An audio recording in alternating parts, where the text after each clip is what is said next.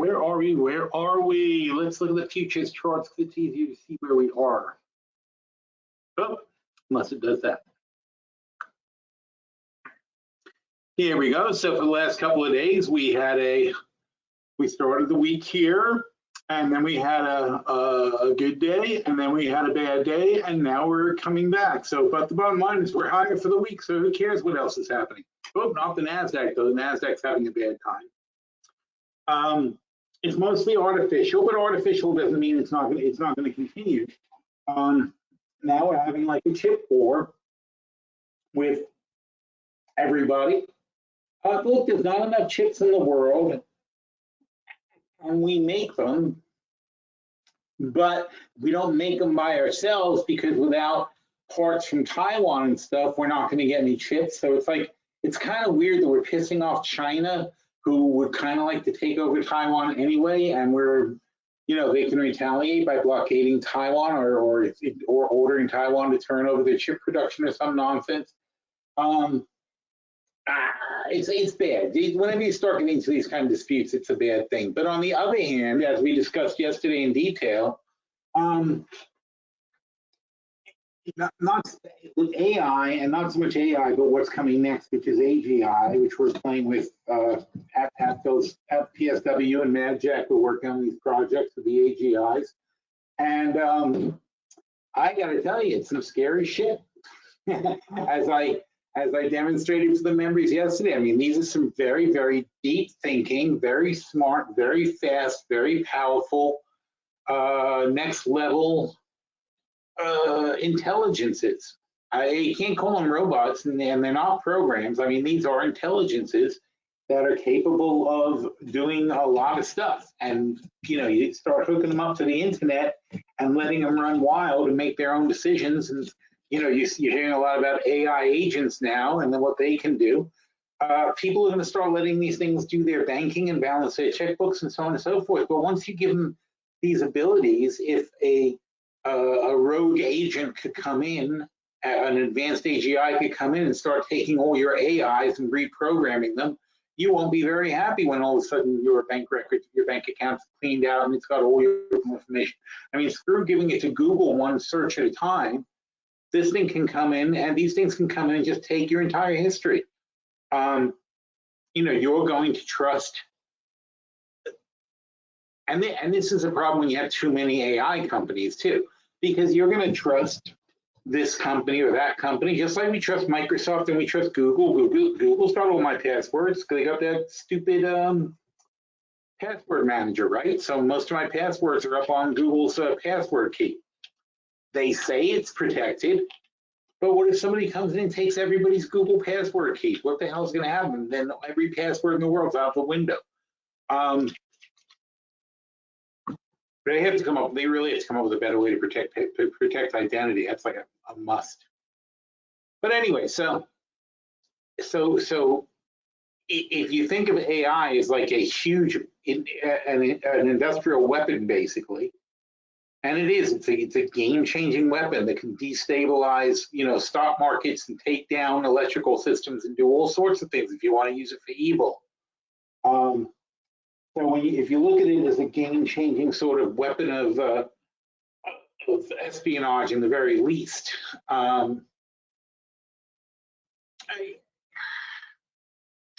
you know, I mean, not only that though, but I mean, you know, people are being scammed right now by AI. AGI much more advanced than AI. AI, we're on the cusp of AGI. We have AI already, and already people are being scammed like crazy with AIs. AIs are telecalling and robo-marketing and doing all sorts of things that bad actors are taking advantage of. And one of the problems is why?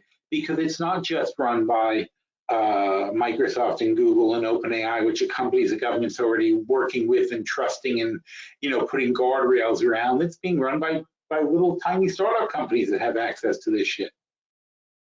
And even worse now, it's going to start like, you know, Chinese companies, and they, you know, not that everyone in China is evil, but certainly we have problems with the way they run things in their government. Russia, obviously, we don't like Russia very much. They don't like us very much. So it's the same thing from their point of view. Their point of view is that we've already got all these chips and all these AIs, and we're hoarding it, and we're playing games, and now we're starting to restrict their access to it. And they need this to be competitive in the world. It's not fair if we hoggle the AI. You know, that would have been like us back in the day saying the internet is for Americans, but not for anybody else. Nobody else can have the internet. It's a huge competitive disadvantage that would destabilize the entire globe. That's what AI is. So this is some serious shit that we're just at the beginning of. And that's what's scaring the NASDAQ, is because now they're like, oh, well, you know, and you think it doesn't matter because NVIDIA is completely sold out into next year. They're like, all of their supply for next year is sold out already. They're like Boeing. They're going to have like a 5-year backup for chips. Look at Boeing, right? And it takes a long time for other companies to ramp up and be able to make the same kind of chips. So they've got a pretty clean run all the way into next year. NVIDIA is still having a dominant position in the chip market. And again, I think they're leveraging a monopoly right now. I think they're an overpriced company. I think that other competitors will come along and knock their dominance off. But the thing is, for the moment, they're still the main game in town. So when the Biden administration says, you know what, we're gonna restrict your sale of chips to certain countries, you would think that wouldn't really matter to NVIDIA much, but it's selling off, and so are the other semis. ASML just announced yesterday that they are missing guidance by a mile, and that they're way off, and things aren't going as well as you think. Why? Because ASML has what NVIDIA doesn't have right now, is competitors, and those competitors are all moving into their space. NVIDIA will be in the same position next year, and they'll drop 20–30%. But at the moment, they are still dominating the market.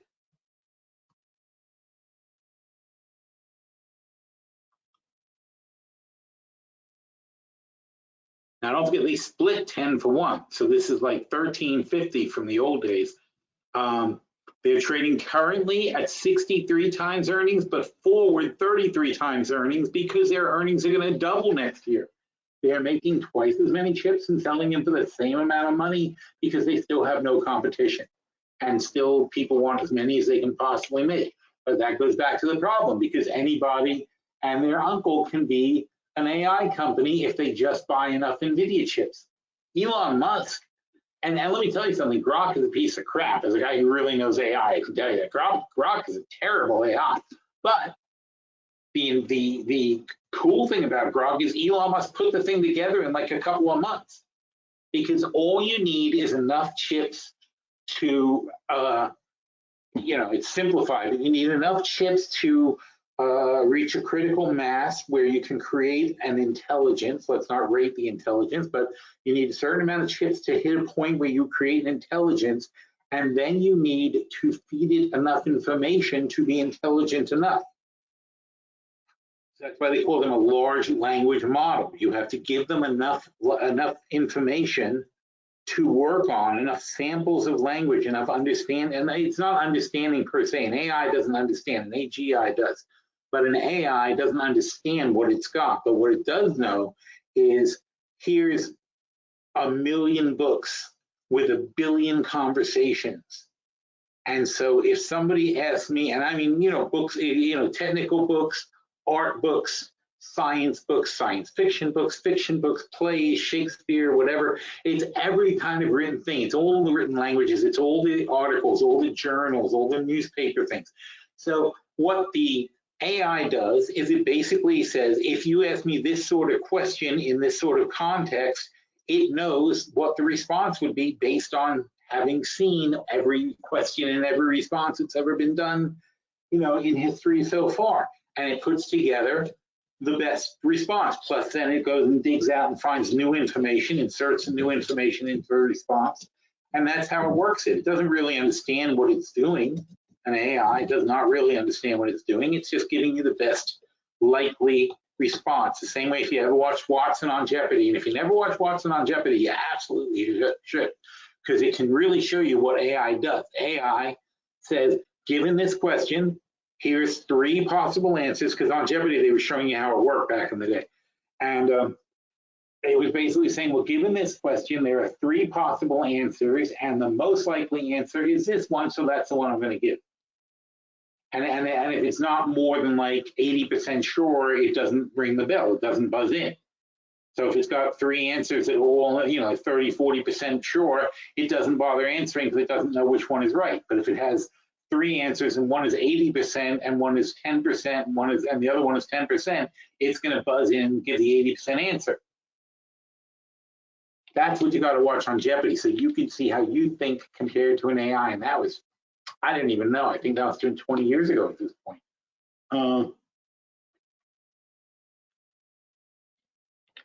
No, it could have been 20 years ago. It was a long time.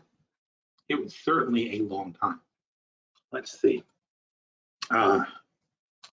Watson on Jeopardy. 2010. So it was 14 years ago. So 14 years ago, that was the first AI, was what they had on Jeopardy. And, well, the first functioning AI. And it beat everybody 14 years ago. So you think it didn't advance since then? Of course it did. But the principle is still the same, okay? It knows it gives you the best answer that it can think of. And that answer is based on what your question was, in what context, and then, so if it finds another place where a question like that was asked in the same context, it gives you the same answer and tries to update it according to whatever is more current in its database. And it also learns by listening to you and getting an idea of what you understand. So the more you talk to it, the smarter it gets from your point of view anyway. Now, see, if you don't know what you're talking about and you talk to the AI, it's gonna still try to please you, and it will give you answers that are based on you not knowing what you're talking about. That's why it works well for me for financials, because I know what I'm talking about. So when my AI is giving me answers, it's trying to get better and better. And when I'm training Warren on how to do market analysis and stuff, I give him feedback and I say, that's not right because, or that's good because, or this is something you should be looking at also. And he's taking notes and learning and saying, okay, so Phil says do it this way, Phil says do it that way. And he gets better and better and better. That's how it works. AGI is different. AGI has its own thoughts and feelings about the matter and will then, decide what it wants to do and decide what's appropriate and so on and so forth. It's a little more, it's more like working with a person. It could be a pain in the ass. You ever work with somebody who's like really good at their job, but they're annoying to work with? That AGIs can be like that because they're going to do what they think is right, whether you think it's right or not. Whereas an AI is like a puppy; it's trying to please you constantly. That's a big difference between an AI and an AGI. Anyway, so chip wars. That's what we were talking about. Chip wars. NASDAQ futures. That's where we were. Or, it's here. Nope, I don't know why we got there. Futures. So if we look at this thing, no, wait, we can do better. This is called a heat map. And that's 1 day. There's no use to a 1 day. So in the past week, that's a good one. So in the past week, what's been going on? Stop it. In the chippy sector, you can see that Oracle has had a bad time and Adobe's had a good time. PanWest has been okay. Planetary has gone down. I can't point with this, so I'm pointing with my finger, which is useless. SNPS is down. CPay is doing well. Fast 5 is down. Here's the chip sector. Look what's getting killed in the chip sector. Like I said, NVIDIA, they could care less, but the other guys are very concerned about their sales to China, and they're dropping off pretty quickly. Well, okay, not Micron, because Micron is selling to the States. So it's a different concept. But yeah, look at these numbers, -3.5, -4. Intel, of course, is getting caught up in this now, because now China's saying, well, we're going to ban Intel and we're going to ban AMD. And so AMD and Intel are getting crushed. And that's hurting. Look at the energy sector has been getting hit also this past week as oil calmed back down. No, I forgot all about that. You know, we have a bet on oil because they went down again. Oh, thank God. Okay. I forgot about them. I was going to talk about them earlier. So this morning I said we want to get back long on 70. And we got our shot. It was about 11 o'clock, 11:30. So at 11:30 we crossed back over 70. You don't bet when it's going down. It's a momentum thing, right? You don't bet when it's going down, but when it comes back up and hits 70 again and crosses over, that's when we make our bet. And so now we're up at 70.63. We have 2 long contracts, and total they're up $1,250. I don't see any reason we're not going to hit 71 again. In fact, because the bounce line is 71.20, right? And yesterday, here, this is cool. If you go back yesterday, oh, I thought so. Wait a minute, maybe I'm wrong. Oh, nope, there it is. So early, oh, I see. So early this morning, we topped out at where? 71.20. That's the strong, that's the weak bounce line off 70. We fell from 76. That was a while ago. We fell from 76 and we fell 6 points, and therefore our bounces are going to be 20% of $6, which is 120. So the weak bounce is 120 plus 70 is 71.20. The strong bounce is 72.40. And let's see if we can find that on this other chart.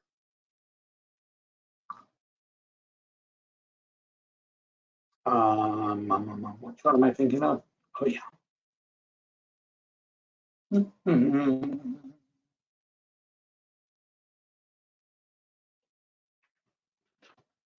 So here's oil hourly. All right, so 71.20, and you can see, I'm sorry, it's not that big, but you can see going over here is 71.20 is a good line. Lots of checks on that line. That's your weak bounce line from 76. Okay, and this we're going to consider. So given the evidence, we're going to say this is an overshoot. It's how much of an overshoot it is. It's a double overshoot. It's a $2.40 overshoot. That's a 20. That's 2 bars basically of what we're doing. So it doesn't mean we're wrong. It doesn't mean it's wrong because it didn't last very long. It was only a 1-day overshoot.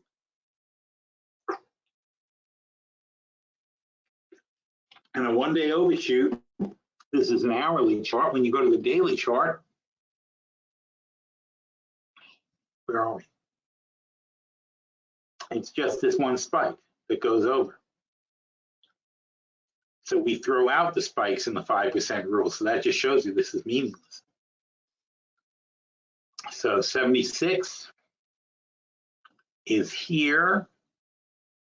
And then we have the, well, I mean, 2 candles, but it was really 1 day, 1 total day that it was over and then it went back down. That's a meaningless spike. We don't care about those. We don't care about spikes down. We don't care about spikes up.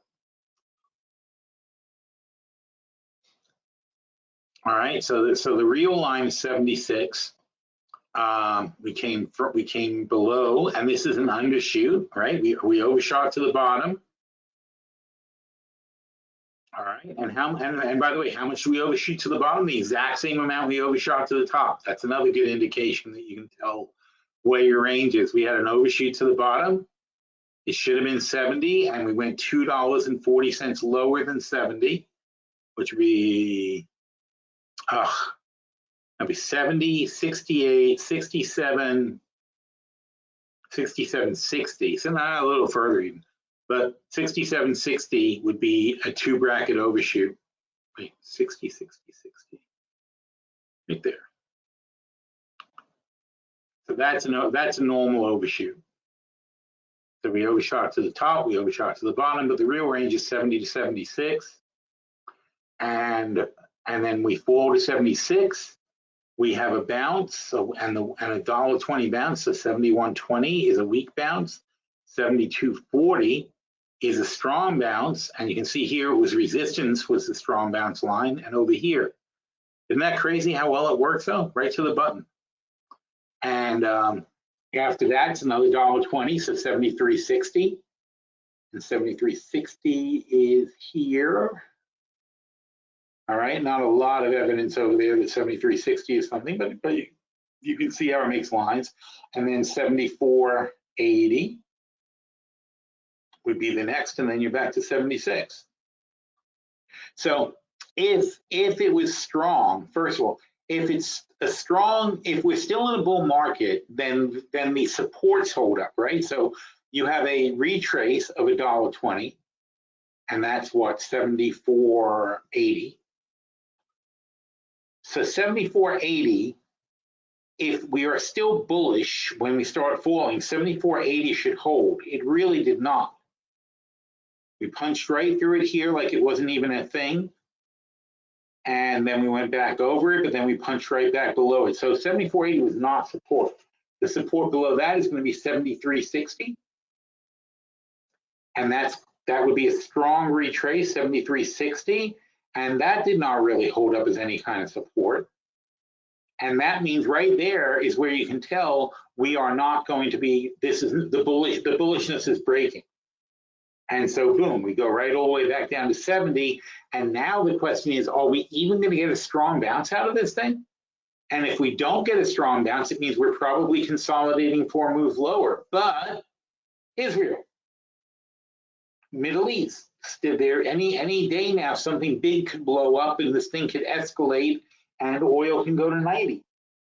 So I'm not looking for shorting opportunities for oil. I'm looking for long opportunities because I don't mind being caught with a long position when any given time, just literally one thing can blow up, like an oil terminal in Iran or something like that, or the war could just escalate and everybody's going to freak out and start buying oils again. So there's a possibility of accidentally being in a position where you make $10,000 on an oil contract. It's not that likely we fall much below 65, not while there's still a conflict. So it's more fun to go long than to go short, because believe me, going short, if an oil depot blows up and oil goes up $10 and you're out $10,000, you are not going to be having a good time. So we look for when the macros are such that there could be an event, you want to be on the right side of the event. So we look for an opportunity when oil sold off. So when it went up like this, we weren't looking to short it. Where'd my pointy thing go? Here. So when it went up like this, we weren't looking for opportunities to short oil, tempting though it was once we got to this level, but we didn't want to short it so much. But once it came down and hit 70 again, I'm like, okay, that's a good support line. We should at least get a bounce. But that's the problem. So far, we're only getting a bounce. It's actually very sad. So what the hell is going on? I do not know. Ugh, what are you doing? Go away thing.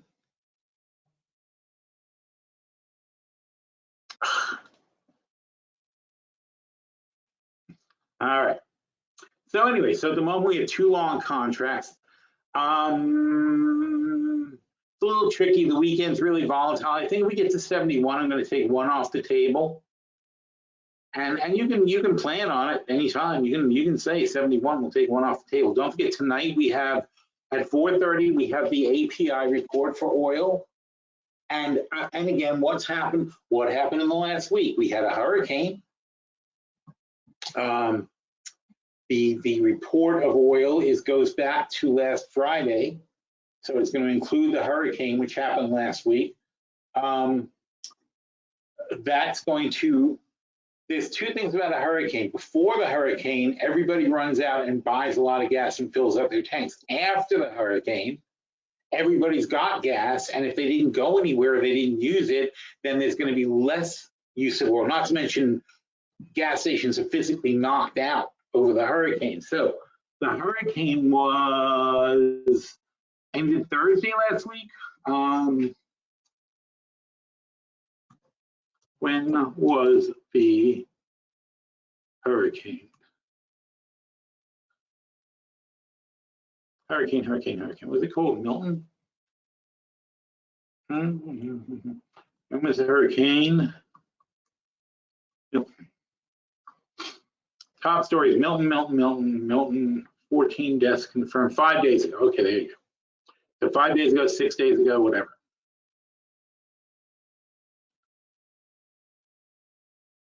You see how much crap you got to know? It's a lot of things to know. This is why I embrace AI, because it's going to know stuff for me. I won't have to know all this stuff myself anymore. It's really nice. Like right now, I'm like, why am I having trouble accessing web pages? Oh well. Oh, there you go, October 10th. Thank you. All right, so the 10th. Let's just take that as the thing. So the hurricane was, yes, Thursday. Thank you. So the API, the oil inventories are through Friday. See, this is why you got to know your shit. If you know these little details, you can make a lot of money. So the oil inventories are through Friday. Yes, the hurricane knocked out the gas stations, but everybody in the hurricane areas filled up their tanks on Monday, Tuesday, and Wednesday before the hurricane hit Florida. The hurricane hit on Thursday, and yes, probably closed down all the gas stations, but they already filled everybody up with oil. It's like a pre-holiday weekend. That happens all the time. So in other words, before there's a 3-day weekend like Memorial Day, Labor Day, or whatever, on that Thursday, Friday, Wednesday, Thursday, Friday, that report, you catch a lot of people filling up their tanks. But then, if it turned out not to be as big of a driving weekend as you thought, the real measurement comes the next week. Do they need to refill their tanks next week? And a lot of times when you have a disappointing holiday driving, you have no idea it's going to be disappointing until the week after when you say, oh, nobody actually went back and got more gas. Like, sure, they filled up, but they didn't actually get more gas coming back. It means people didn't use as much gas as they thought they were going to, so on and so forth. Now, in a hurricane situation, it's different because we had lines out the door. By the time Thursday came, there were gas stations that were completely out of gas. After the hurricane, also gas stations completely out of gas, but that was because they weren't getting deliveries. But still, there were cars. Wherever there was gas, there were cars lined up to get more gas. And it only impacted one state, and Florida has 20 million people, which is less than 10% of the US population. So there's an impact, but we went out and everybody tanked up, got gas, and people were also refilling stuff from the other states who had been hit by Helene or whatever it was called, the other hurricane. So it's very possible that the draw, and we won't find out until tomorrow because Monday was a kind of holiday. We won't find out until tomorrow what the AP, tonight we'll find out the API, tomorrow we'll find out the EIA, but probably there's going to be a nice draw. I don't think it's going to be a disappointing report. So I kind of want to hang on to my longs on the oil, but if it hits 71, I'm not going to be an idiot. I'm going to take one off the table. So I want to be long, but I don't want to risk having two and then blowing it if the report doesn't go the way I think it will. I do though. So circumstances dictate that I think this could be we could get a good report here, and maybe we'll go back to 72, 73, and of course maybe Israel will blow something up and make me $5,000. That's also possible. So too many fun reasons to be long, not enough reasons to not be long. And as he says that, oil goes down to what? Nope, 70.61. Okay, so we'll see what happens. But this is like if we hit 71 before the day's over, it's like you can't look a gift horse in the mouth. It's another $1,000. We already made $1,000 yesterday, so I mean another $1,000. It's 2,000 yesterday with 2 contracts. So tomorrow another $2,000. Why not? Or another 1,000, and then this is like a free ride at that point if we take 1,000 off the table. Any questions? No questions. Fantastic. I must be doing great. Indexes are doing indexy things. All right, so the indexes are doing okay. I guess we can go to days. I mean, all-time highs. You can't argue with all-time highs. So oil's down in dumps. Gasoline is that's Brent. The gasoline is too scary to play. Natural gas also, though, comes back to 220. I'm going to be excited to go long on natural gas again. We're not done with hurricane season. I don't know what everybody's relaxing about. It's like natural gas is like, okay, the hurricane passed, let's sell off the natural gas. It's like, that's not how it works. Hurricane tracker. There you go. That's coming right for us. I don't know what it's called. Oh, wait, there was a better one.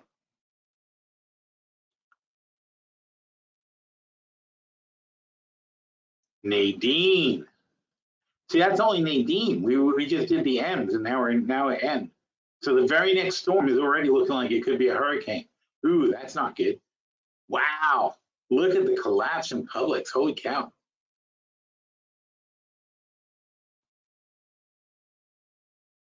All right. So this is Nadine. It doesn't look that awful. Where's that other thing? Oh, well. So they had one of those strength trackers. So number one, 40% chance of developing into a serious event. And we'll see how that looks tomorrow. Actually, it looks like 40 to 60%. That's not good. So these are the kind that can really hit my coast of Florida because they kind of roll up onto the islands and hit Cuba. Here's Cuba, and they sort of create like a wind wall. And especially Cuba, because it's got a lot of mountains and stuff. So if it comes up this way and it comes into the islands here, it tends to like go in here and then boom, right into my house over here, which is not cool. It could slip over and head into the Gulf, and that's where you get the natural gas boost in prices, or it could do both. It could hit my house and then go to the Gulf. So either way, that's very unpleasant looking. And that's only the end storm. You know, we've had really, really bad storms of like R, like Rita. So it's NOPQR. So OPQR, 4 more storms before we hit the R's. And we have R storms and other storms that can be higher. We went into like the Greek letters. That means it went past X. When we go past X, you have to start using Greek letters. And we did that a few years ago. We had so many storms. We had like 30 something tropical storms.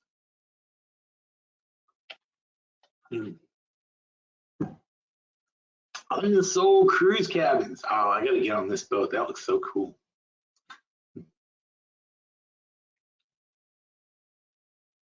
Organization drifts northeast, highest threat of impacts. Oh, come on, really? Oh my God, that's what they mean by living in the right state. All right. Ouch, damn spot. That's the thing I wanted to see. Oh, I see what happened. They overrode the picture with Florida, with Publix. That's very confusing. See, there it is, but then it goes away. Oh well. So that's the picture I want. Open a new tab. I wonder if I can do that. Oh, ow, son of a bitch. Oh wait, what if we do this? Oh, nope, it's not part of that picture. Damn. Oh well. What can you do? So meanwhile, there's plenty more hurricanes, and it's kind of silly to start throwing out your natural gas longs all of a sudden. But again, so 220 definitely want to get long on gas, otherwise it's a little risky. And again, you got to just watch your map. So that's the trick. You got to look at the weather maps and say, gosh, is that heading to the Gulf? Won't that shut down a lot of natural gas rigs? So that's what you want to look at there. And of course, if it hits Texas too and gets into their operations, that's also bad, but that doesn't happen as often. What are we supposed to be talking about in this webinar? Well, earnings. I remember earnings and portfolios, I guess. Ooh, that's a fun topic. Let's look at the portfolio.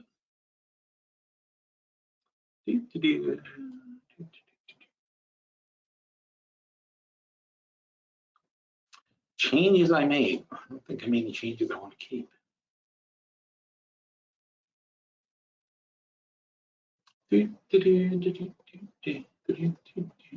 Portfolios.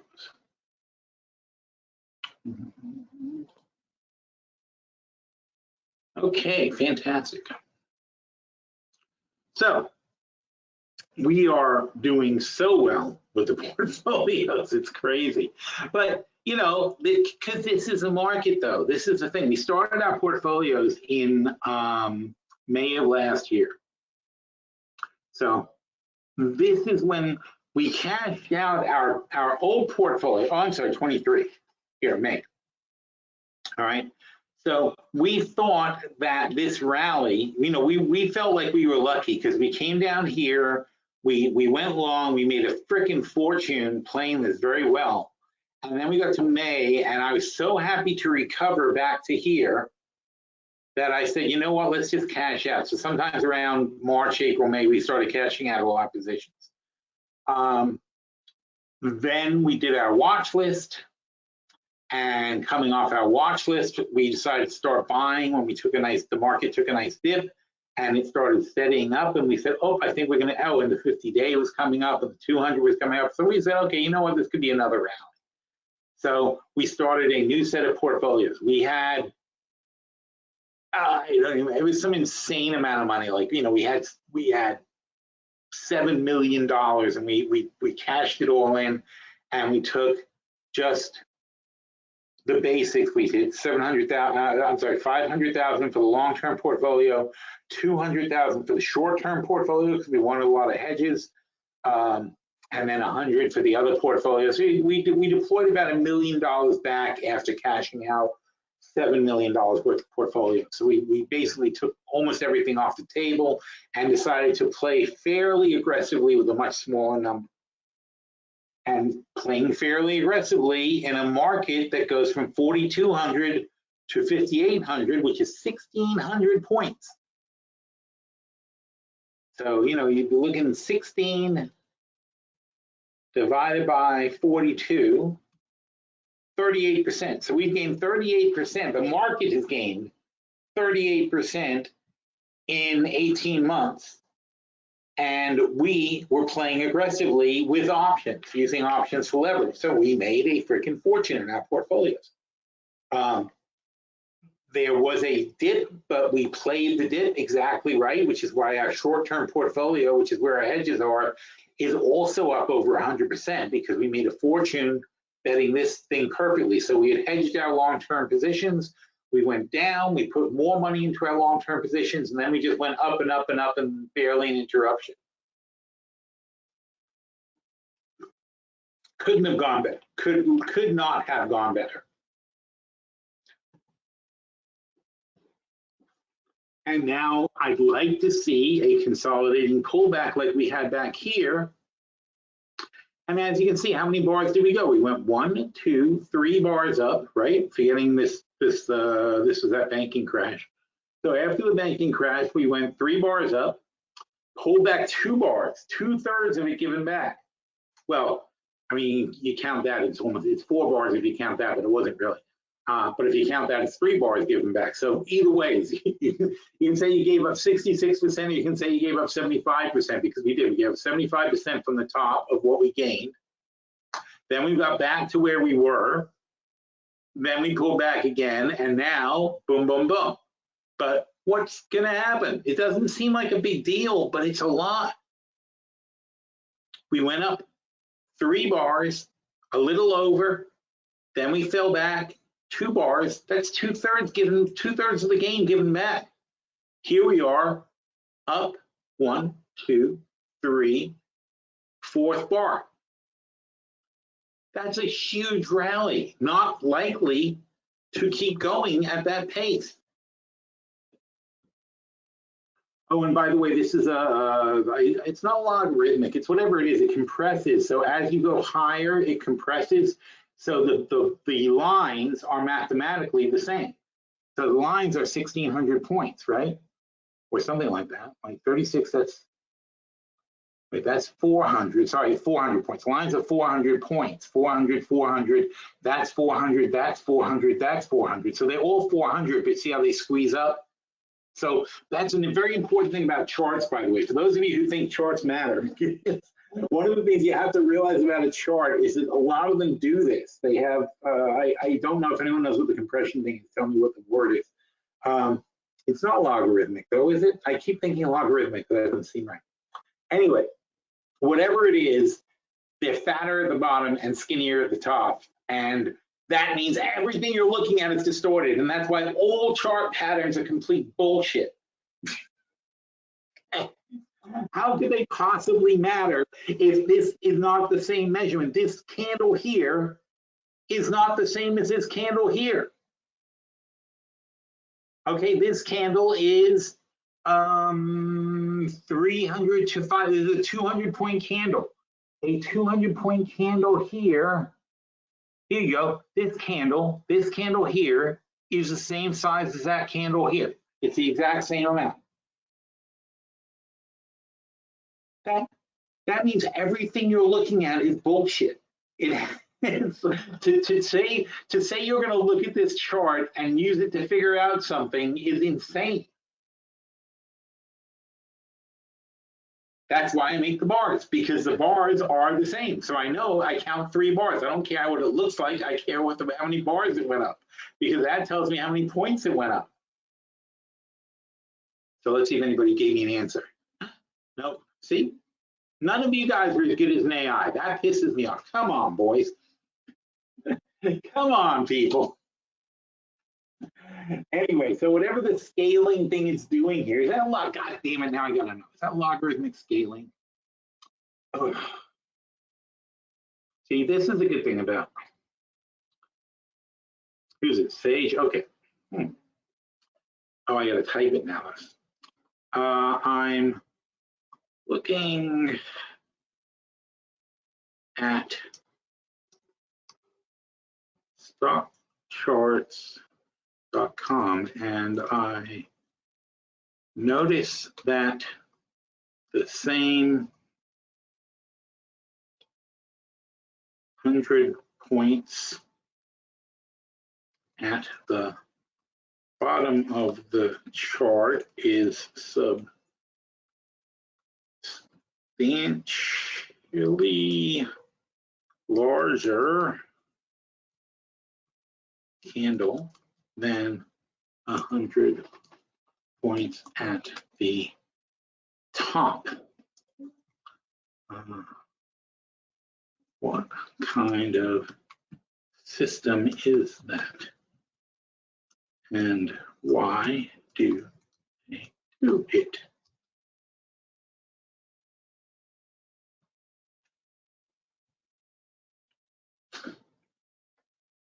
If he says logarithmic, I'm going to be pissed because I know that word.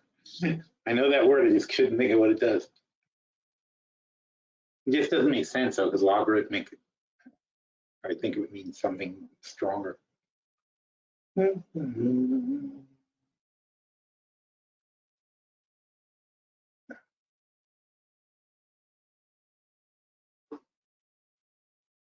See, the great thing about, well, Sage is an AGI, but the great thing about an AI system is you can give it like a vague sort of thing.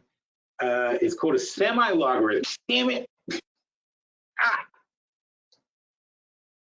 I didn't see, I knew it wasn't logarithmic, but it's a semi-logarithmic. Here's why it's used. Equal percentage moves. In a semi-log scale, equal percentage moves appear as equal distances on the chart. For example, a move from 10 to 20, 100% increase will appear the same size as a move from 100. Oh, I see. So it's basically saying that scaling the percentage of the move relative to the previous price. That's what's being scaled. So it takes more, it takes a much bigger amount of a candle to show you the same price. Whereas, I get that, okay. Whereas I'm looking at a more static thing when I'm looking at it. Where'd it go? Okay, whereas I'm saying that there's an absolute number. My absolute number is here. That's our fair value number is 4,400. And so I'm saying 4,400 is a fair value. So for me, what matters is this is the same here and the same there. It doesn't matter which way it goes. But they're measuring from the last spot. So from the last spot, so from here to here, 10%, whatever, let's call that 10%. So 10% here, whereas this from 52 to 56 is also 10%, although not really. But you know what I mean. So anyway, so it's about 10%.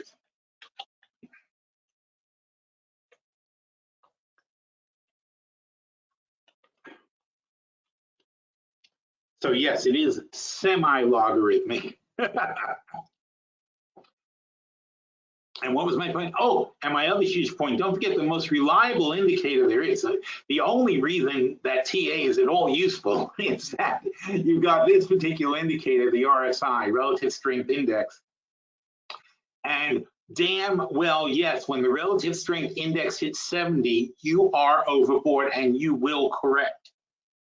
And that is probably the most reliable indicator in the market. And when you are at 30, you will go up, you will come back. So there's two things we know, that when you're down around 30, you're coming back. When you're up around 70, you're going down. This is the only real indicator you ever need to watch in TA. So, you know, and also the moving averages. We have a super strong 50-day moving average. It's about to punch through the this is strong retrace, weak retrace goal, and this is our goal line for the next set. And once we get over the next set, this blue line is going to move up to here and say, okay, we give up, you know, we're capitulating. This is going to be the new range. I don't believe it though. I don't believe this will hold. I don't think this range is sustainable. Why? We're at 70 for one thing. We're at 30 times earnings for another thing. It's too much. There needs to be a correction. The correction should be to at least 25. Therefore, 5 divided by 30 is 16.66%. And then we say that 6,000 times 0.834, I guess. 5,000. We're going to correct all the way back to here. That would make sense.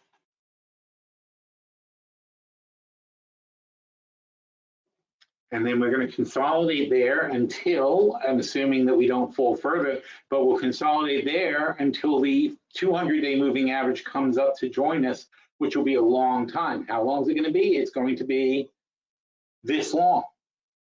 And how long is that? That's like a year. So we could consolidate back down here for almost a year while we wait for the 200-day moving average to start catching up. and also this has to work its way off. How long did it take to work its way off? Well, look how long it took to work its way off here. We had the correction. And we bottomed out after a good 6 months. And then we took another more than a year to come back. So that's what happens. So we saw NVIDIA, even if NVIDIA doubles, they're still going to be in the 30s, even if they double next year. It's going to take them a year to double. They're not going to immediately start next year off at 33. They're going to work their way back to 33 if everything goes as expected. That's still too high. Unless they're going to double again in 2026, that's still too high. Man, can you believe it's 2025 already?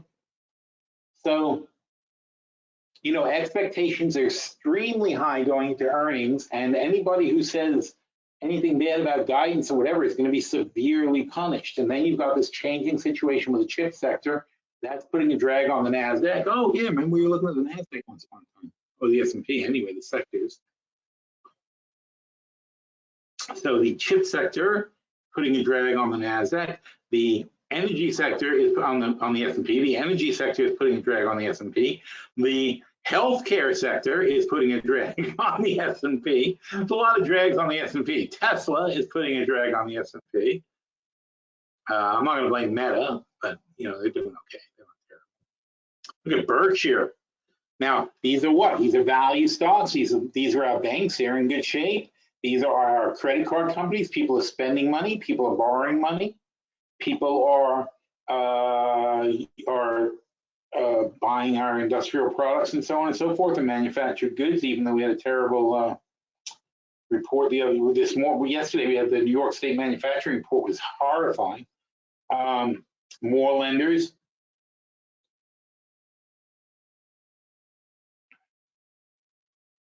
And you've got your railroad stocks are doing super well. One of them just reported, their transport just reported today. Other transport's doing super well. Goods are moving. Things are getting bought. Utility stocks, wow. Look at freaking utility stocks. This is a week. A week. Why have they taken off like this? Well, probably they get some huge rate increases from these storms. They're going to be able to push some rate increases through. Wow. I mean, look at these numbers. Specialty chemicals got a boost from China last week, but they're doing pretty good on their own without China anymore. Here's more consumer goods, beverages. Here's consumer goods all around here. Casinos getting hit, but it probably shouldn't be. Macau had some really good numbers, so the casinos probably could get some love.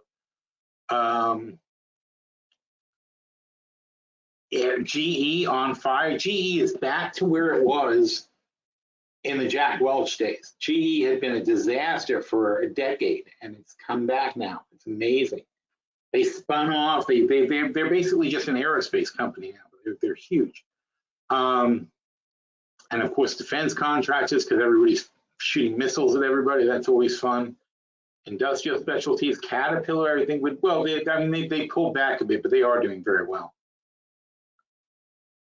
Where's real estate? Restaurants, people are eating out, but Starbucks has problems. Home Depot and Lowe, hurricane repair, how can you go wrong? They're so high though, I didn't want to play them, but it seems like a good play, right? Look at Uber. Uber having a good week, 5%. Oh, you know why Uber's having a good week? Because Tesla's robo-taxis, they suck. They're bullshit. That's why Uber's having a good week.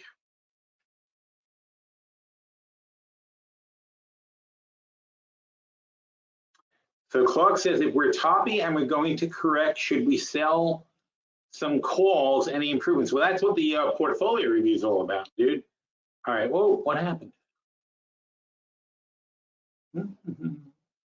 Oh, I know, we were gonna look over here. That's one. This is the portfolio review. So here we are in the portfolio review, which was Tuesday's post. And what we did is, first we looked at the $700 a month portfolio. That's doing phenomenally well. We reviewed that the week before. The Money Talk portfolio, we only do when we're on the Money Talk show. And the short-term portfolio, we added hedges, and we brought our hedging up to, where is that? Oh, we did a lot of changes. Wow, I didn't realize we did so many changes. So we did a few changes in the short-term portfolio. Oh, I'm sorry, it wasn't that many. 2. We doubled down on the Merck puts because who doesn't want Merck long-term? I mean, that's just an idiotic sell-off. And Best Buy, we adjusted Best Buy and got a little more aggressive on Best Buy. Then we got to SQQ and TZA, and the bottom line is, I'm going to skip to the bottom. So what we did is we did a roll on TZA, we increased our protection, and we now have $1.2 million, $1.26 million worth of protection in the short-term portfolio. So if the market drops 20%, the short-term portfolio position should gain about $1.2 million. And that then becomes hedges against our long-term positions. Then today we started getting to the butterfly portfolio, and we doubled down our Apple position last month, so we're very happy about that. We've got BP, we've got Cisco, which is doing very well.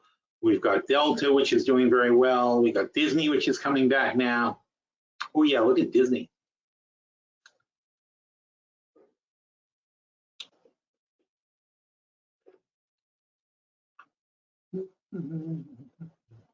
So last month Disney was down here, and we added to it, and now it's all the way. It went from below 90 to 95, and it's breaking. More importantly, it's breaking out of this what they call a triangle squeezy thing. You see this pattern? It's called a triangle squeezy thingy, and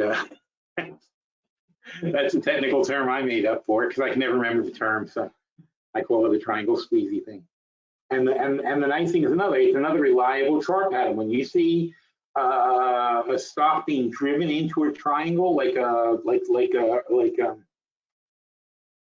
what do you call those things? Like those ants, like those water buffaloes, and they get stampeded into the canyon with the Lion King or whatever they were.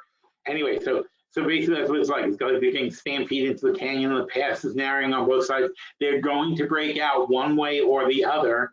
And that's what you can always call. And then what you got to do is you got to pull out your macro playbook. You got to study the companies and say, oh, well, it's not very likely they're going to go lower. Therefore, they're going to go higher. And that means this is going to be a great inflection point to play them. Not only that, though, but they had earnings on August 7th. So September, October, November. So November 7th should be the next earnings roundabout.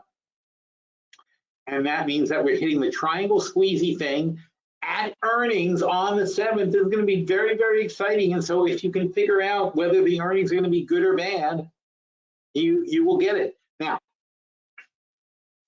I hate this, but you know, Disney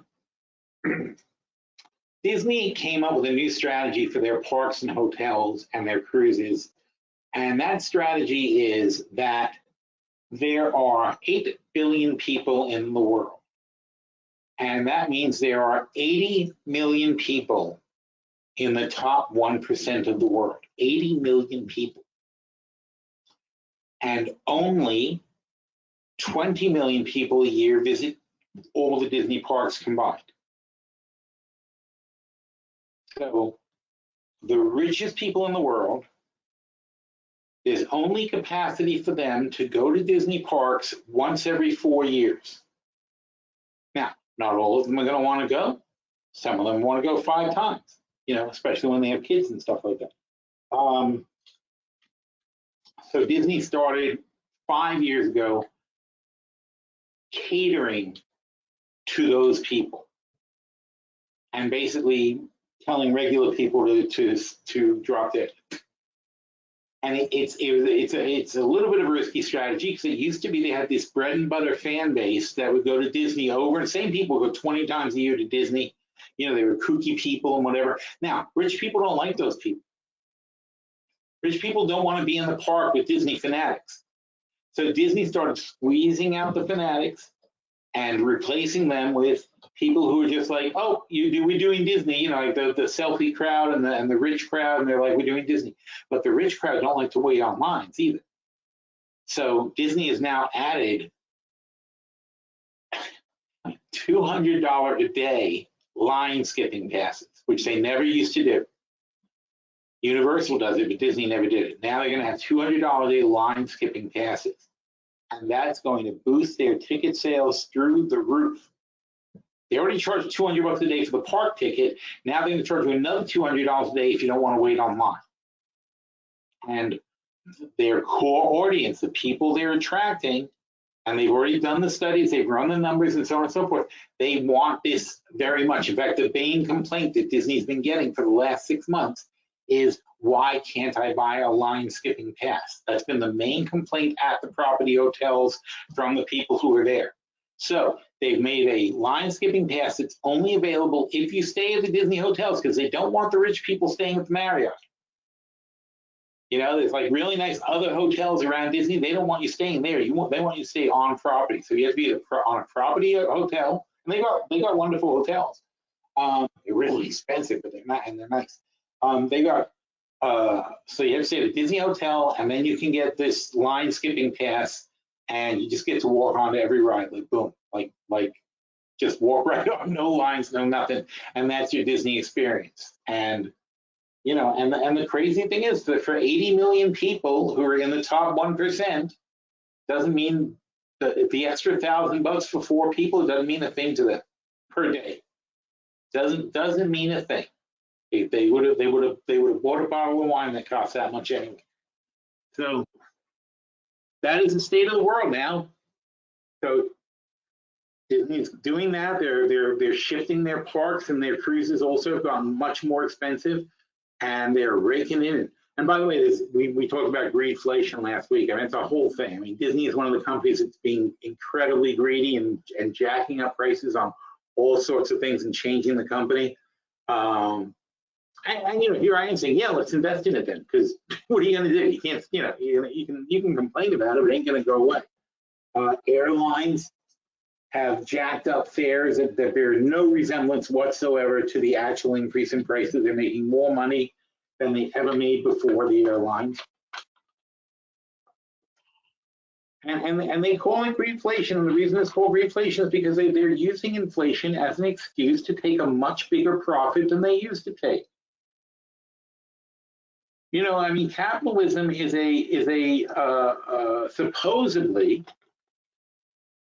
supposedly there's a balance between what the consumer is willing to pay for and what the capitalist is able to charge. But because we have so many monopolies, because we allocate gates, and because airlines control airports and people don't have a choice of what they're going to fly on if they live in certain places, they are able to monopolistically raise prices, and people have to pay it regardless. Healthcare is another example. Healthcare is insane.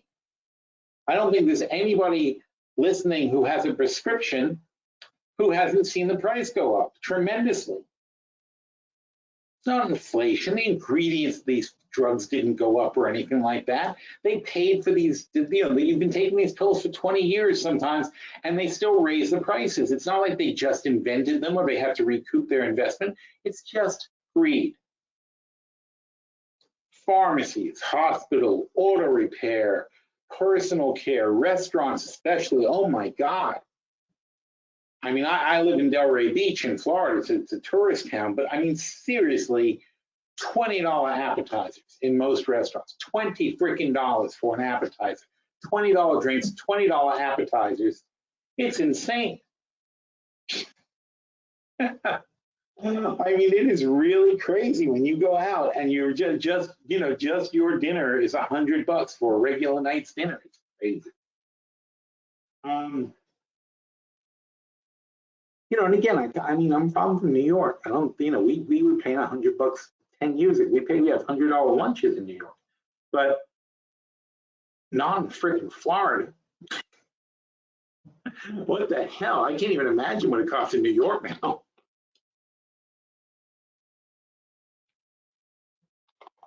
So things are going nuts, and wages aren't keeping up. People are getting hit really hard by this economy, and I don't know why it's going to end. It's not ending well. I'll tell you that right now. And so far, it's not ending well at all. Anyway, where were we? Reviewing portfolios, right? Yes. So we have Disney, we have Dow Chemical.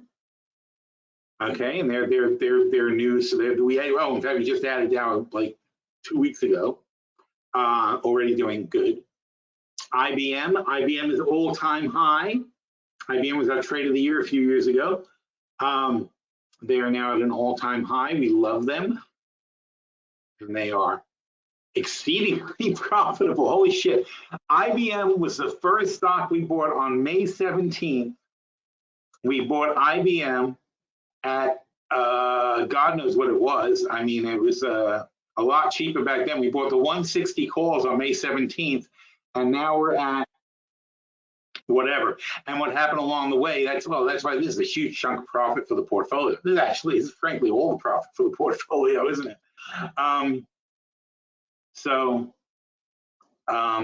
We had some short calls. We bought them back. We sold some more short calls.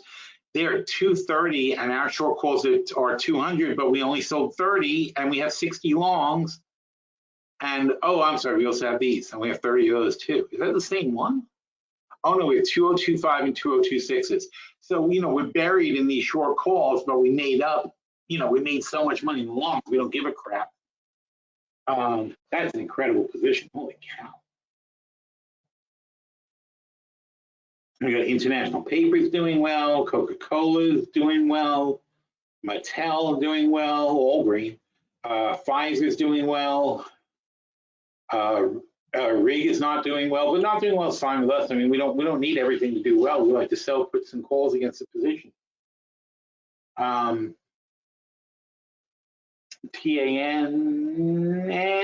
so that's about even so far. TD, Also having trouble because they just sold off a bunch. Here's our current trade of the year, not doing well at all, frankly. You know, it's just very rough going for Vale. And Whirlpool, commodity play, durable goods doing fantastic. So, you know, this portfolio is doing great. It's up 169%. This is, you know, 18 months, not bad. Very, very, very good performing portfolio. And it always is. Our butterfly portfolio is always a good performer. And so we've got some changes. I'm only up to a couple, and we're going to finish up some work tonight. Otherwise, I'll fall so far behind, I won't catch up. So that's where we're at. Oh, look at SoFi. Where is this? What is this coming from? Oh, this was the comments on Tuesday. Look at SoFi banging the table on them all year, right? From when they fell below 8 again, I was like, oh my God, we got to buy this, we got to buy more. I made 3 different top trade alerts on it, and here they are back at 10. So I'm very happy about that finally. And then we've got our other portfolios. Let's take a quick look. So Clark, the answer is like, yeah, we are selling calls. We are doing that. That's what the portfolio reviews are all about. I mean, that's the whole point, is to go through all these positions and figure out what we're doing. So at the moment, it's Tuesday's post is our portfolio review.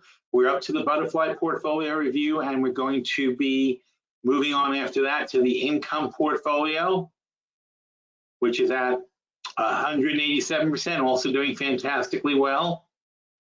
And that's got, oh, BurgerFi went bust, they're done for. So we have SoFi over here, we have we have Barclays, we have Macy's, we have Jack in the Box, Blackstone Mortgage, Euronav, everybody's doing good here too. Wow, and green. Everybody's doing good. Intel, even Intel's catching up a little bit. Coca-Cola's acceptable. Pfizer, yep, catching up. SoFi, darling, fantastic. AT&T doing okay. UNG, iffy. Vale again. And WBA, Walgreens, even Walgreens is coming back, although not, still a big loss on Walgreens. But even Walgreens had a nice day yesterday. And then last of all, we will do the long-term portfolio.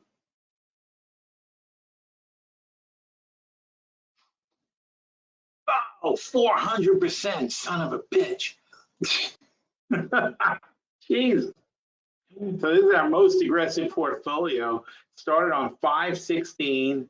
We're up 400% from a 200. From 500,000. So we're at $2.5 million from 500,000 in 18 months. Holy shit! And as you can see, this is a 59 long spreads, a bull call spread, and some short puts and a call. You can see why it takes me so long to review these things. Oh my God, I'm dreading this. Too many positions. So for that reason alone, I want to shut down the portfolio, aside from the fact that we're up such an incredibly ridiculous amount that it's almost, if it wasn't such a pain in the ass to shut it down, I'd just be like, shut it down, forget it. It's like, take the money. Jesus, I mean, take the money, we'll start with 500,000 again. But you know what it is, when we go to shut it down, we start looking at the positions, we're like, oh, these are all so good. How can we let go of them? There's so many good positions. And why is that? Because we're value investors. And even as much as we've had this really great rally, it hasn't been a rally so far of the value stocks. We're only just starting to catch up now. There's been, I mean, you've heard this over and over again for the last 3 months. There's a rotation into value plays. That's what we live in. Those are our stocks. So our stocks are just starting to get people into it and recognizing it and so on and so forth. I mean, sure, of course, we went up with the market, but not like the top names in the tech stocks. We don't tend to buy those things. You know, we buy Apple, but Apple is a value stock relative to the Magnificent Seven. We've got some Microsoft, again, value compared to the Magnificent Seven. We don't really play with NVIDIA and things like that. We don't like those kind of stocks that are 30, 40, 50 times earnings. We like the value stocks. We like the guys who are below 20 times earnings and are doing their job and steadily moving forward.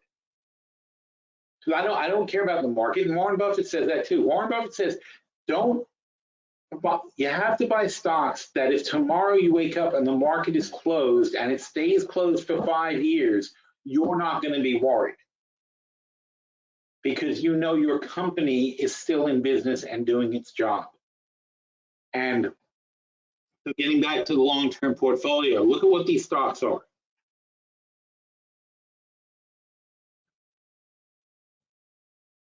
Okay, Future Fuel, a little bit risky. MGM Casino, Restoration Hardware, Target, Vale the Miner, Qualcomm, Apple, ADP, writes paychecks. We have incredible surge in payrolls, and we invested in a company that does payroll services. That makes sense. Akamai, Boeing. Boeing, frankly, obviously not executing, but we bought them when they weren't executing. We got into them because they were so beaten up. We said, oh, you know what? That's pretty beaten up. We'll take it. Alibaba doing the Chinese AI stuff. Okay, so we were chasing AI over here, but this is a big AI user in China. And we got Best Buy, Berkshire Hathaway, which is better than the S&P 500.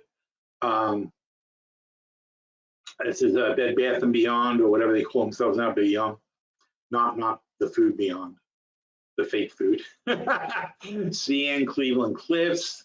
We would have a lot more Cleveland Cliffs. Actually, we do have quite a lot now. We would have a lot more Cleveland Cliffs, but we were worried because they try and buy U.S. Steel. And I'm saying if they're going to buy U.S. Steel and waste their money on that, who knows what they're going to waste their money on. Here's Coinbase, which is one of our most profitable plays. That's a side bet on. See, that's me. Why chase Bitcoin? I can buy Coinbase. Coinbase is like the New York Stock Exchange for Bitcoin and all the cryptocurrencies. So as long as there's an interest in crypto, no matter what it is, Coinbase is going to make money off it. So I'd rather have that than play with the coins. Crocs, I love Crocs. CRISPR is the DNA thing that's fantastic. Cisco and not acting fantastic at the moment, but we'll be adjusting that. Then we've got Cisco, CVS, Disney.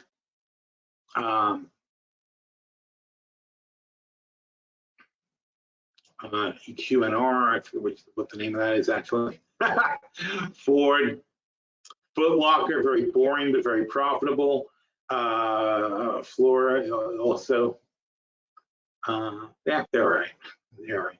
Gilead. Oh, we don't have gold. Oh yeah, we do down here. GLW. So Gilead Pharma. GLW makes the screens for iPhones and things like that. So again, it's like, yeah, I want to play this market, but I take the boring way to play it. I take the boring, consistent growth way to play it, not necessarily having to jump into the things that are chasing. GNRC, the generator company, was dogging all year and is finally taken off. I don't know what the chart looks like. Another one is banging the table, and I was like, it's like we're going to have hurricanes and we're going to have bad weather, and people are going to start paying attention to generators. Right? And I was saying it this whole time. I kept being like, GNRC, they got to get the GNRC. And here we are. So basically, we were languishing. We came in around 100 when we started. They're 175. They're going to keep growing. And here you go. It's like currently PE is 44. Next year, they're going to be at 21. So profits are going to double, not sales, but profits are going to double next year.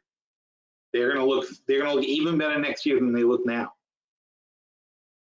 Oops. And that's what this is. I mean, when you look at these things, you find a lot of trades that are still very, very playable. Gold is Barrick Gold. So if gold's going to $27,000, $3,000 eventually, why would you not be in a gold miner like Barrick? Hanes brand underwear. I love boring stocks. Boring consumables, things that people buy over and over again. IMAX. We knew that the movies would be improving, so that was a great way to play it. Intel, also down in the dumps, been banging the table on it all year long. They're just starting to catch on again. People are interested in buying them, including Qualcomm. We'll see what happens. Investco also, you see all the money in the market. So when the markets are doing good, then people like Investco are going to do good. They run all the ETFs. Jack in the Box, they got really beaten up. That's why we got into them. They got very, very cheap because everybody's freaking out about California minimum wage on fast food and things like that. And they're a very California company. But we felt it wouldn't be a big effect. And we just read an article that was telling us it wasn't a big effect on them. JD is also China. JP Morgan, of course, is it's JP Morgan. Why would you not buy JP Morgan? Lennar the Builder, Lovesac is couches and furniture. Macy's, McDermott is medical stuff. Philip Morris cigarettes. MP is a local is a United States rare earth miner. So why would you not want somebody who has rare earth materials in the United States? Moderna, also the potential to explode. I like to be in them. Micron, another chippy. Nike, New York Community Bank was beaten up. We bought in Paramount, defies logic how dead that thing is. Pfizer, no brainer. Prudential, doing well considering they've got all this problem with the insurance payouts. Qualcomm, gigantic, but if they do buy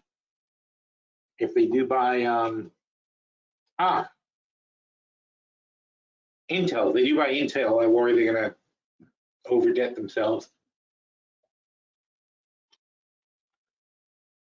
Restoration Bank, SoFi, we've got a big position because we just kept buying more. Square, Stellantis, automaker, they got some problems, but I like them long term.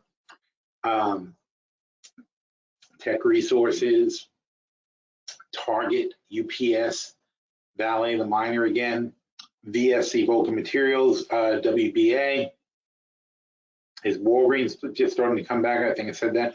Whirlpool, of course, and Yeti, another stock of the year from a couple of years ago, also doing well. So you see, it's not too many names that are like that chasey sort of thing. You're not seeing the Magnificent Seven in this portfolio, yet this portfolio went up 400% in 18 months. You don't need to chase these high-flying, crappy stocks.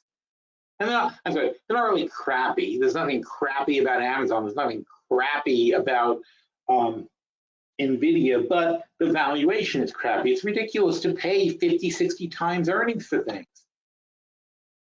They're charging too much, right? Like I like Taylor Swift. I like her music. I would go see her in concert, but not for freaking $2,000 something in a, did that concert happen already? But they were, last I looked, they were like $2,000 something a ticket over in Miami. And it's like, okay, I'm not paying $2,000 to go see Taylor Swift. It's not worth it. And the same thing goes for NVIDIA. I like NVIDIA, but not for 135 bucks. I like NVIDIA for 65 bucks. I would be all over it. And that would still be 30 times earnings, but at least 30 times earnings I can almost digest. I cannot digest 60 times earnings for NVIDIA. Just like I cannot digest $2,000 ticket for Taylor Swift. $2,000. How can I enjoy the concert after I spend $2,000 to see? Just think of all the things that you can do for $1,000 an hour that don't involve being in bad seats, because not in good seats. It don't involve being in bad. Good seats are $5,000. Bad seats are $2,000. So for $1,000 an hour, how many things could I be doing other than being in like the 300 section to watch Taylor Swift from really far away with a bunch of screaming crazy people and fighting the traffic and getting in there and getting out of there and blah, blah, blah, and having bad food and so on and so forth, because I'm not in a box or anything like that. I'm just going to have the bad whatever food they got at the stadium. It's not worth the money. And especially if I pay for somebody besides myself. Now I'm really pissed. I've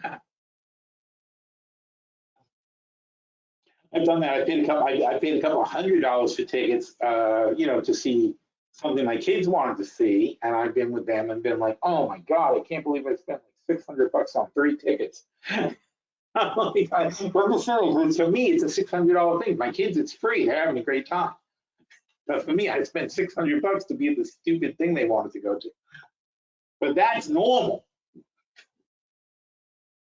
And that's the thing. If I'm paying $2,000 for a ticket, I'm like, geez, I could have taken my kids to 3 dumb things instead of one ticket. So, you know, things are worth what they're worth to you. That's the key to value. Value is something's worth what it's worth to you. There's no intrinsic value of most things. Now, somebody made a point the other day. They were talking about the destruction of value, and they said, okay, here's the thing. When you give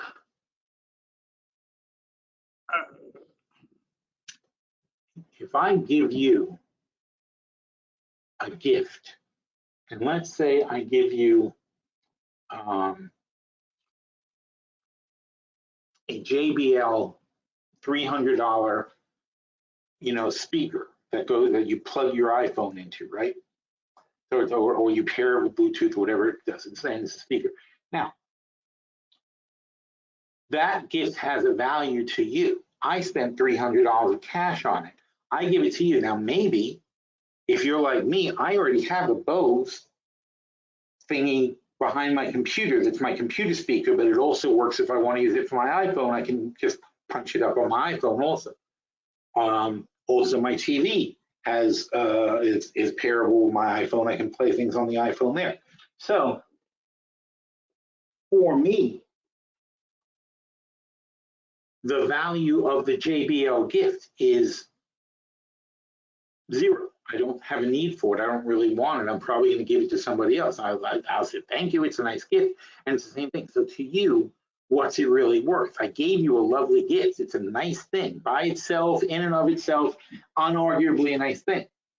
But I have destroyed value because giving you something, and this goes for any kind of gift giving, really, giving you something that you don't really want, if it's less valuable to you than $300, you know, and you ever have like a house sale, like an estate sale or anything like that, where you're moving and you sell all your stuff, and you realize like all the stuff that you thought was great stuff is worth nothing to other people. They'll give you like, you know, 1/10 of what you think it's worth. That's a destruction of value. Because you spent $300 perfectly good dollars that you could have used to buy something that's worth $300 to you for your own usage, but instead you took it, converted it into a gift, and then gave it to somebody who doesn't value the gift as much as you do. That's destruction of value. That means basically what that's saying, though, is that gift giving is a very inefficient way to transfer value. If you really love someone, you should give them cash. Because they can take that cash and utilize 100% of its value on things that they actually want. Gift giving is extremely inefficient. Any kind of giving is very inefficient. Even giving to charity is inefficient. They would much rather have direct cash. They don't want your clothes. They don't really want your old clothes. What do they do with your old clothes? When you donate clothes to charity, when you donate furniture to charity, what do they do with it? They don't give the clothes to people. They don't give the clothes to homeless people. They sell the clothes and take whatever tiny amount of money they get, and they use the cash to do things with in the community. They do not give your clothes to somebody. You know, you go to these what are they got? Salvation Army. You go to Salvation Army places or whatever they are, and you go into these they're thrift stores, right? So you go into a thrift store of people who donated all these clothes and items and so on and so forth, and somebody buys the junk, gives them money. That money is what you give to charity, but it ain't what you think. And meanwhile, you've taken a tremendous write-off, which is a weird thing, right? So you're taking a big giant tax write-off. You're then giving your stuff to charity. You've taken, you know, quite a large amount of value. Let's say 30–40% of what you pay for it is your value that you've taken for the clothes that you're donating. But meanwhile, they're not getting that money. You think you've donated $3,000, but basically you've donated $300 after they sell the stuff. So But then what I'm saying here is that that's the same thing with stocks. When you overpay for a stock, you are basically flushing value down the toilet. You know, it might be worth $60 to you to chase Nvidia and feel like you're part of something and that you're holding on to a dream and blah blah blah. And hopefully the greater fool theory kicks in and somebody who values it more is going to come along and take it off your hands for a higher amount. Great. Or you can do the boring stuff I like to do, which is buy things that actually are valuable. Imagine that, right? You actually buy things that do have a value. And when something truly has a value, when something actually does something like it's supposed to, like let's take an ice cream maker, right? You know, if you're in a store, I'm so not like a soft serve, right? So you've seen them at McDonald's, they never work, but they do in fact work sometimes for some people. I think the sheer volume McDonald's does breaks these machines. Like even Mr. Softy, the whole thing. You know, in New York, we have a million Mr. Softy trucks, or we used to anyway. And the whole concept of a Mr. Softy truck, there's no truck if the freaking ice cream server doesn't work. So these things work all day long, from dawn till dusk, till the middle of the night. They are serving soft serve ice cream in a Mr. Softy thing. So if McDonald's really wanted to have machines that worked, they should really buy them from whoever Mr. Softy buys machines from, because those things work all the time. If they didn't work, the truck would have to shut down and go home. They don't do that. Therefore, they work pretty much all the time. McDonald's soft serve machines don't work at least a third of the time. They're usually broke. It's really crazy. So value. So first of all, yeah, what's the value of a broken machine? Zero. So why'd you spend $2,000 on a machine that has zero value? But there is a real intrinsic value to a soft serve machine. The guy in the Mr. Softy truck is driving around in the truck, and he has ice cream cones but no ice cream. There's zero value to that to anybody who he comes across. Does anyone want to buy a raw waffle cone? No, nobody wants that. Nobody wants, even if he fills it with sprinkles, nobody wants that, right? But put some ice cream in it and suddenly it's a $5 item. That's magical, right? So what makes that possible? It's a $2,000 machine. You pour in some milk, you pour in some sugar, it does its own mixing and whatever, it chills it, and then it comes out as frozen, as a blob of frozen ice cream, and now it's $5, even though the ingredients are maybe $1. So this is not really an ice cream machine. This is a machine that makes a $4 profit. That's what it is. It's a $4 profit machine per customer.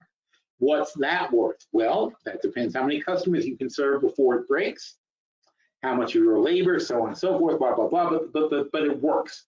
There's a real value to it, because I can say, I got this machine, I got a truck, I got a bunch of cones, I got a bunch of sprinkles, nobody wants any of that crap, but suddenly I buy this $2,000 machine, and now every day I serve 200 people ice cream, and it's $1,000 and my profit is $700 on $1,000 or $600 on $1,000.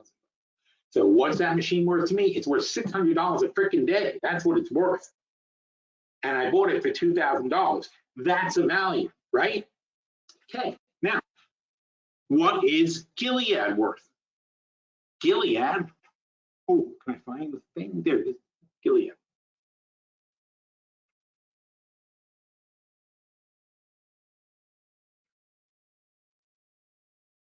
Gilead, not a day, but a year. So I put my money into Gilead and it spits out $5 billion in profit a year.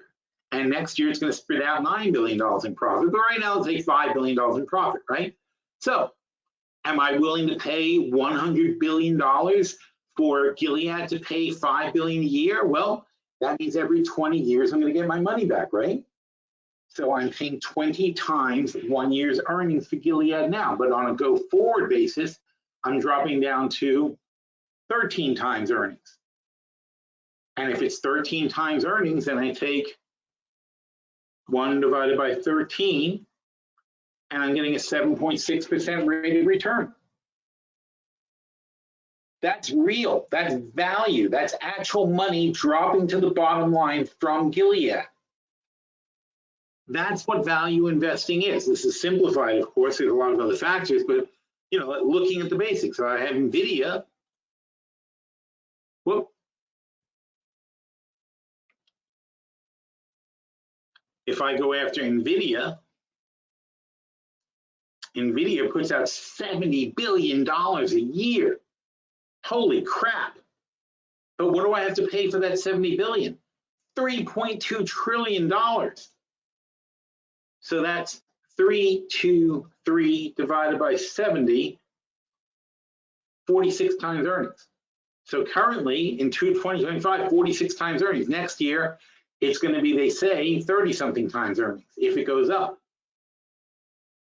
So meanwhile, NVIDIA is 13 times earnings, and this is, and I mean current earnings, and this is, well, 2025 earnings, and NVIDIA is whatever we just said, 46 times earnings. So it's 3 times more expensive than Gilead. So what do I want to have in my portfolio? Yeah, sure, people are going to want AI chips. Yeah, sure, NVIDIA is making a fortune now, but they will have competition. Other people will start making these chips, and now you've got this bullshit where they're not even allowed to sell their chips to everybody, so they've just gotten a huge chunk of their market cut off from them. Not Gilead. Gilead sells drugs to people who are getting older and having problems, and there's an endless supply of old people, and they've got an endless supply of drugs. so they're pretty happy. That's a good little business, just like Hanes has an endless supply of underwear because all they need is some cotton and a few machines that put the cotton together in a shape that you can put over your butt. And there's Hanes' business right there. Same thing for Crocs.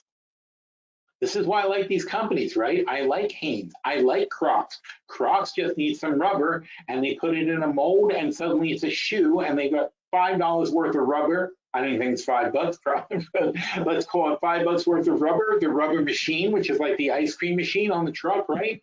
And they put the rubber in the machine, and suddenly it's a $30 shoe. Is it really? But it's worth $30 to me. Why is it worth $30 to me? Because the other shoes are $100. That's why. Because freaking Nikes are $100.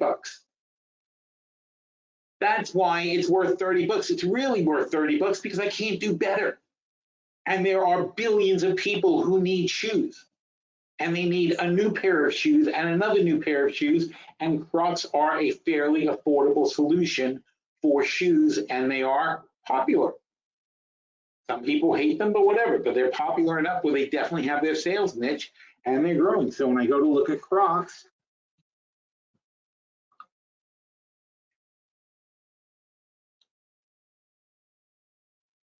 here it is. 10 times earnings. Crocs makes, seems sad after the guys we just looked at, but Crocs makes $800 million basically, right? You can buy the whole company for $8 billion. That's 10 times earnings. Do they have growth? Sure, they have growth. They go from 3.9 to 4.1 to 4.3. Their profits go from, well, they haven't gone anywhere really. They go from 8 to 8 to 8. They're roughly making 10% on the bottom line. But they are growing. If you look back further, they actually went through some, well, they actually acquired someone here. That was one of the things. They acquired a company. But their growth is slow. Their profit growth is slow, but you're getting 10 times, you're getting your money back in 10 years, not 40 years. And I totally understand the business model. Rubber, machine, shoe, cheap shoe. Rubber, machine, cheap shoe, people buy it. That's a business model I can get behind.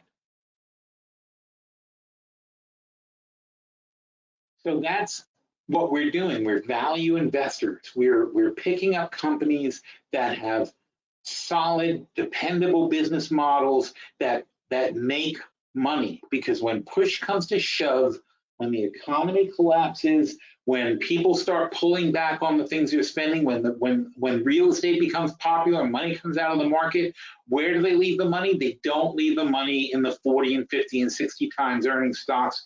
They leave their money in the dependable crank out profit kind of stocks like these.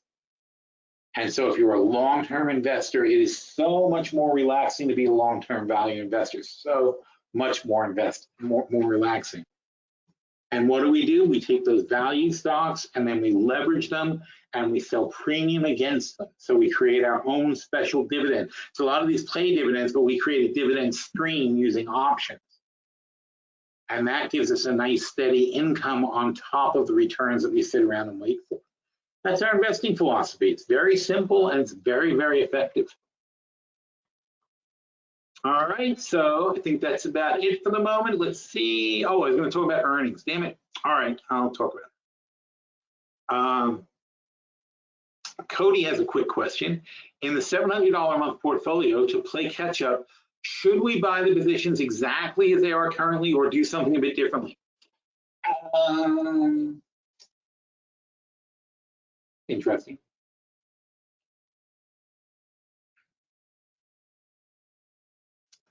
I mean, honestly, if you have a lot of money, like the $30,000 doesn't really matter to you, I'd say just go ahead and mirror it, because why not? It makes it easier to track down the road.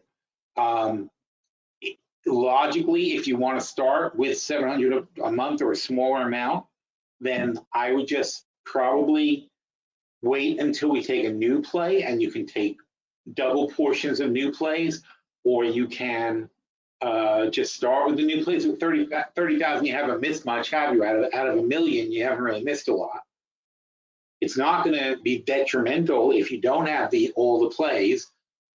But on the other hand, there's a certain balance to the portfolio, and that goes for any of our portfolios. There's a certain balance that we like to maintain of different things. As you can see, I'm very into diversifying my positions. We don't have too much in any one thing, unless it's like Apple.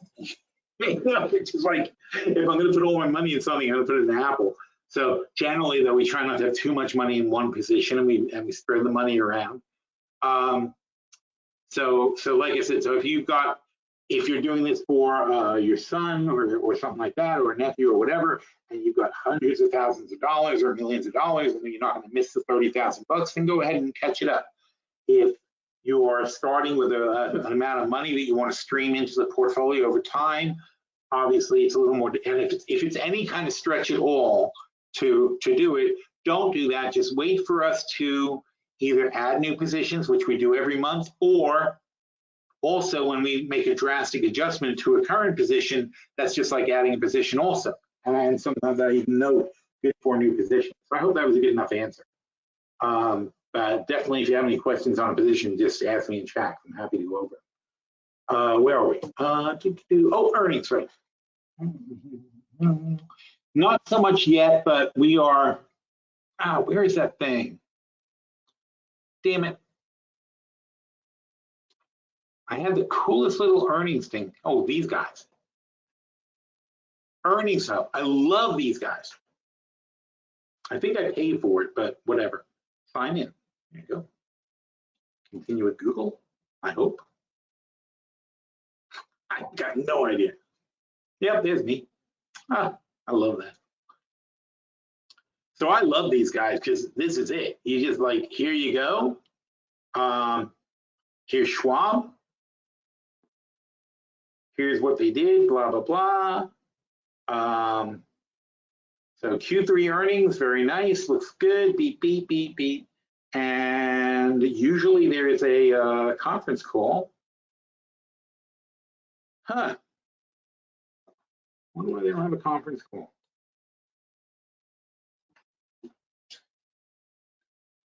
Do they?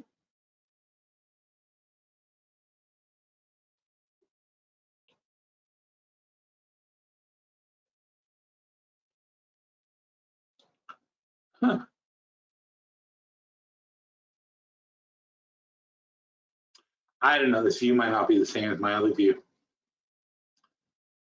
Well, let's see who else here. Here's Citibank. Oh, see, Citibank's got a conference call. Why would Schwab not have a conference call? That's pretty weird.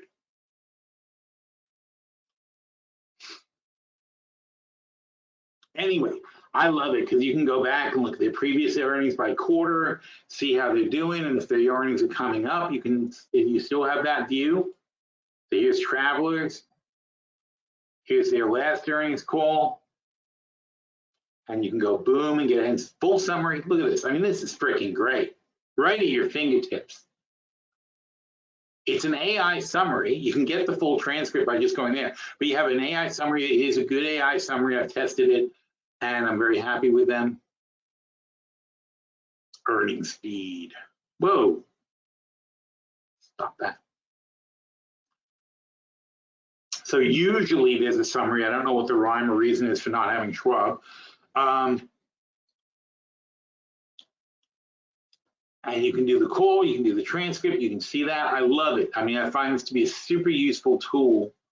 And here's your revenue, here's your EPS, and they got the dots to show when have they missed. So you look at USB and say they now miss, and banks don't tend to miss because they can shuffle their money around. But they're very solid. They've got decent earnings growth. It's a great way to analyze things, make a decision on what's coming up, looking forward, looking backwards. Here's American Express. It's ridiculous, right? Here you go. Because American Express does what? They cater to the top 1%, don't they? That's their clientele. So they're a pretty bulletproof stock. All right, can we go back to the prior conference call? Yes, we can. We can read about what happened in the last quarter. And reading about the last quarter, I can then go to Bodhi, one of my AI assistants who's got current access to the web, and I say, look, here's last quarter. What do you think would have changed for them? What do you think did conditions change? Just like we do for the Fed, right? It's the same kind of thing.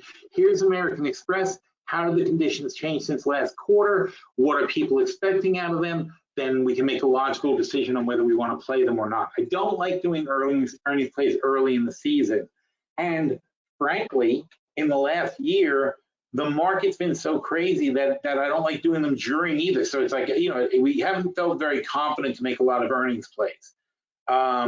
If there's certain trends that we start seeing, that's when we like to make the earnings plays, but I don't like to do it. It's too gambling. What I like to do is when somebody sells off drastically, and I want to find out why they sold off and then see if maybe there's an opportunity there that people are missing. So like, well, Walgreens took off, it's a different thing. But then you look at Walgreens.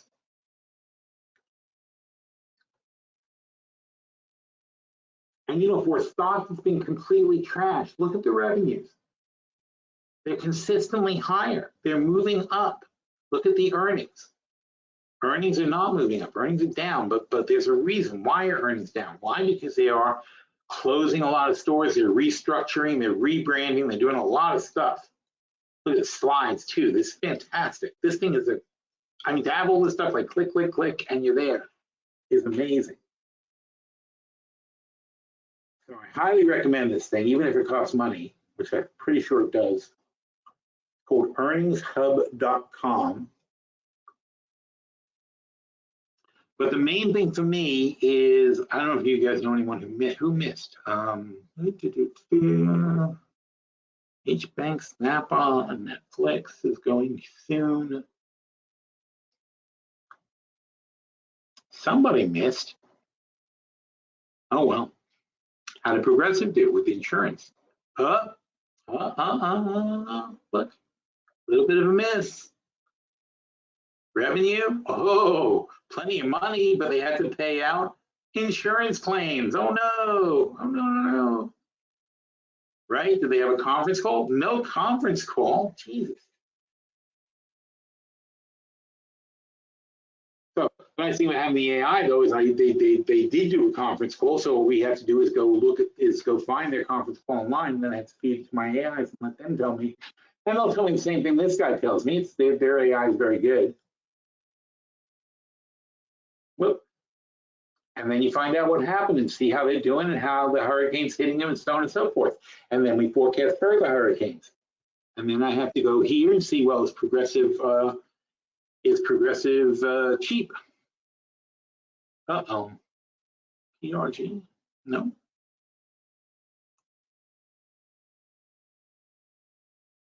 Oh, there they are. PGR. So they're trading at 20x. They're not cheap. They're actually trading at a pretty high multiple, and considering they're getting hit by hurricanes. So I walk away. I'm done. For an insurance company, that's a pretty high price. Great company, 62, 74, 86. Forget that, whatever that is, but obviously wow. I would want to find out why they went from 3.9 to 7.5. That's crazy. But the stock certainly reflects it. I assume they absorbed somebody or did something.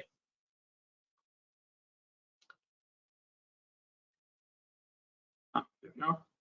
But that's how we analyze earnings and figure out what's going on. And next week, we're going to have earnings this week. Here's next week. A lot of exciting stuff next week, too. Obviously, this is now getting into the crux of earnings season. And we always want to look for the ones that we already have, like we have 3M. GM might be interesting. Texas Instruments is going to be interesting. Here's Coca-Cola. We got them. We have AT&T. We have Boeing. Ooh, Boeing. Boeing's scary. See, they missed last quarter. Wow. Look at the revenues. It's surprising, right? You would think Boeing is getting is getting smacked on earnings,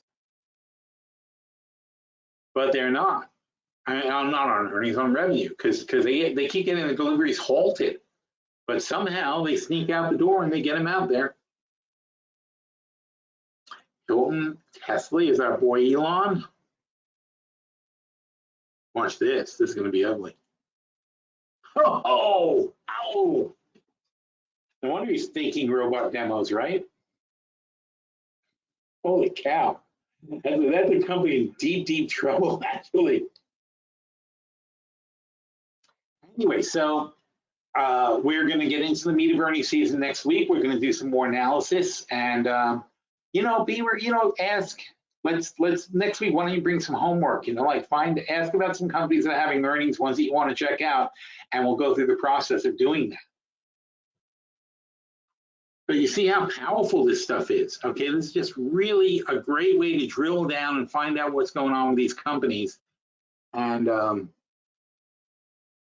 it helps us make good decisions. And I use it, when I'm going over the portfolios, I do this too. I look at them, I find out when they're having their earnings, what were their last earnings, what's going on. These are all tools at your disposal, or I'm a tool at your disposal, and you can ask me and I'll check it out for you. I don't mind.